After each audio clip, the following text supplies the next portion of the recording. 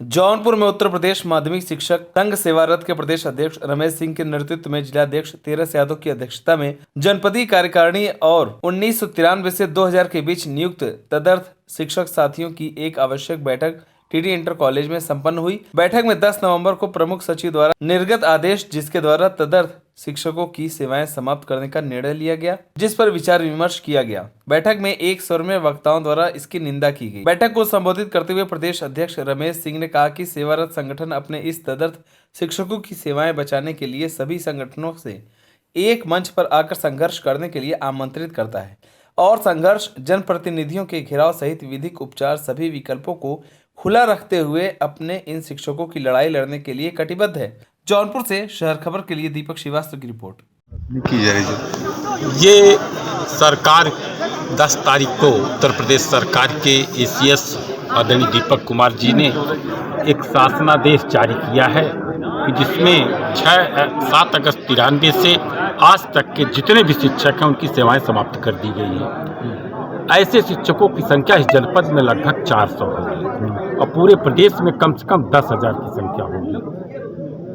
अब आप समझ सकते हैं कि 7 अगस्त 93 से आज 23 आ गया, 30 साल हो गया और 30 साल की सेवा करने के बाद अगर किसी शिक्षक की सेवा समाप्त की जाएगी तो निश्चित रूप से ये माना जाएगा कि सरकार की तानाशाही है। सुप्रीम कोर्ट का आदेश है, लेकिन सुप्रीम कोर्ट के आदेश के बाद सरकार के पास पर्याप्त अधिकार है कि इन शिक्षकों का अपने तरीके से इनका समायोजन करती और इनकी रोजी रोटी न छीनती। सारे के सारे शिक्षक, कोई 2 साल रिटायरमेंट है, कोई 1 साल रिटायरमेंट है, कोई 3 साल रिटायरमेंट है। अब आप कल्पना कर सकते हैं कि ऐसी परिस्थितियों में ये शिक्षक कहाँ जाएंगे। हम सब सरकार से संघर्ष करने के लिए कटिबद्ध हैं, उसी के लिए आज हम लोग बैठक कर रहे हैं। बैठक करके अपने संघर्ष की रणनीति को अंतिम रूप दे रहे हैं। सरकार नहीं मानी तो निश्चित रूप से हम अपना आंदोलन और तेजी से करेंगे। आंदोलन ही लोकतंत्र में एकमात्र रास्ता है। सरकार नहीं मानी तो आगे परीक्षाओं पर भी इसका असर पड़ेगा, मूल्यांकन पर भी इसका असर पड़ेगा। निश्चित रूप से सरकार को मानना ही पड़ेगा।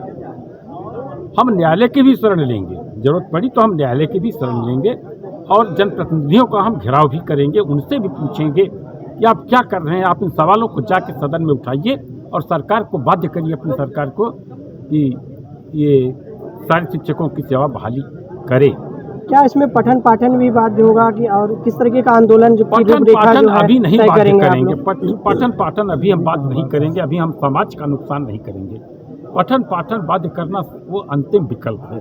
पठन पाठन हम रोकने, हम समाज को नाराज नहीं करना चाहते। हम क्योंकि समाज हमारे साथ है, इसलिए हम समाज के जो गरीब परिवार के बच्चे हमारे यहाँ पढ़ने के लिए आते हैं, हम उनको पढ़ाएंगे।